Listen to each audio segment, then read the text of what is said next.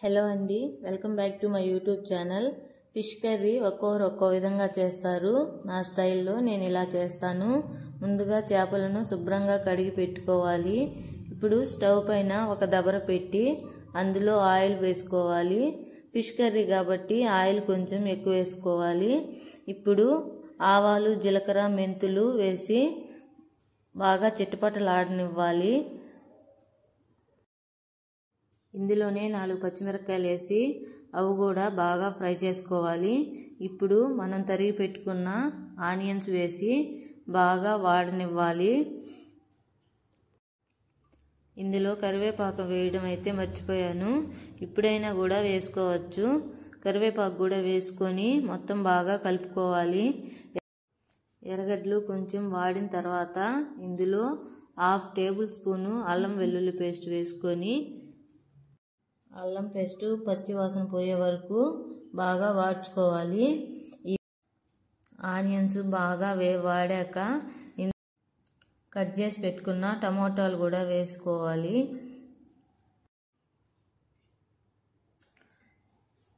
టమోటాలు వాడేటప్పుడు కొంచెం ఉప్పు వేసామంటే టమోటాలో ఉండే వాటర్ అంతా బాగా ఇంకిపోతుంది. ఇప్పుడు దీనిపైన ఒక మూత పెట్టుకొని మంట మీడియం ఫ్లేమ్లో పెట్టుకోవాలి. ఈ టమోటాలు మగ్గేలోపు పులుసు అయితే రెడీ చేసుకుందాం. పులుసు ఈ విధంగా నేను సపరేట్గా కలుపుకుంటాను. ముందుగా 1/2 అవర్ నానబెట్టిన చింతపండుని తీసుకొని బాగా పులుసు సపరేట్ చేసుకోవాలి. ఈ చింతపండుని వడగిన్నెలో వేసి వడగట్టుకుంటారు, అదైతే లేదు కాబట్టి నేను ఇలాగే చేసేసాను. ఇప్పుడు ఇందులో సరిపడినంత కారం వేసుకోవాలి. చేపల కూరకి ఎక్కువ కారం పడుతుంది కాబట్టి చూసి సరిపడినంత వేసుకోవాలి. ఇందులోనే పసుపు కూడా వేసుకొని సరిపడినంత ఉప్పు వేసుకొని మూడింటిని ఉండలు లేకుండా కలిపి పెట్టుకోవాలి. ఇందులో పచ్చి ఆనియన్, టమోటా వేస్తే టేస్ట్ బాగుంటుంది. ఇక్కడైతే నేను ఆనియన్ ఒకటే వేసాను. ఇప్పుడు టమోటాలు బాగా మగ్గాయి. ఇప్పుడు మనం కలిపి పెట్టుకున్న పులుసు ఇందులో పోసి బాగా ఉడకబెట్టాలి. పులుసు బాగా ఉడికితే టేస్ట్ ఉంటుంది. ఇప్పుడు దీనిపైన ఒక మూత పెట్టి తెల్లేటప్పుడు తీసుకొని ఉప్పు కారం ఉందో లేదో చూసుకొని సరిపడినంత వేసుకోవాలి. పులుసు బాగా ఉడికేటప్పుడు చేపలు అనేటివి వేసుకోవాలి.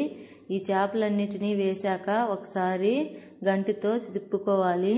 చేపలు ఉడికాక గంటితో తిప్పామంటే చేపలు బాగా విరిగిపోతాయి కాబట్టి వేస్తానే ఒకసారి తిప్పి పెట్టుకోవాలి.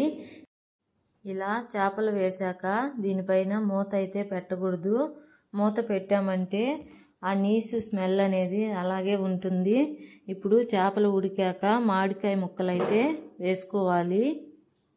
ఇందులో ధనియాలు, జీలకర్ర, మెంతులు వేగించి పొడి చేసి పెట్టుకుంటాం కదా, ఆ పొడిని కొంచెం వేసి ఇప్పుడు మొత్తాన్ని ఒకసారి బాగా తిప్పుకొని పెట్టుకోవాలి.